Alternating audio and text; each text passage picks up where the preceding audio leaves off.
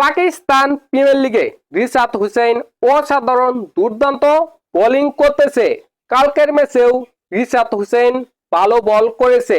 4 over বল করে 45 run খরচ করে 2টি উইকেট পেয়েছে। কেউ কেউ বলবেন রানটা অনেক বেশি পেয়ে ফেলেছে, কিন্তু আপনার দেখতে হবে কালকের ম্যাচে মুলতান সুলতান করেছে 228 রান। 228 রানের ম্যাচে 45 রান দিয়ে 2টি উইকেট পাওয়া অনেক ভালো বোলিং, সেটা মানতে হবে। দেখেন কালকের ম্যাচে লাহুল কালান্দাসের সবচেয়ে ভালো বোলিং শাহিনশাহ আফ্রিদি। শাহিনশাহ আফ্রিদি 4 ওভার বল করেছে, 43 রান দিয়েছে, একটি উইকেট পেয়েছে। সেখানে আমাদের রিশাদ হোসেন 45 রান দিয়ে 2টি উইকেট পেয়েছে, যথেষ্ট ভালো বোলিং করেছে, সেটা মানতে হবে। দেখেন কালকের ম্যাচে রিশাদ হোসেন তার প্রথম ওভারে 10 রান দিয়েছে, কোনো উইকেট তুলতে পারেনি।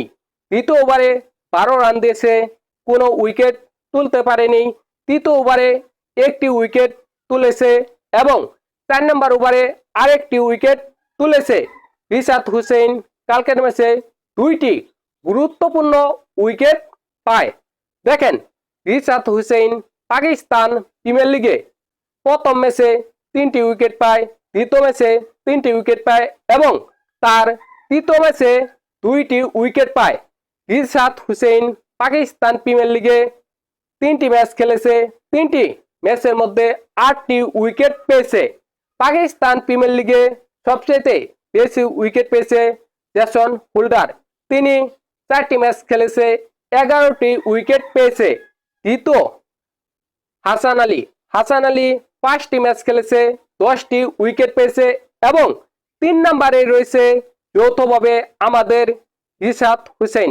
রিশাদ 3টি ম্যাচ খেলেছে, 8টি উইকেট পেয়েছে।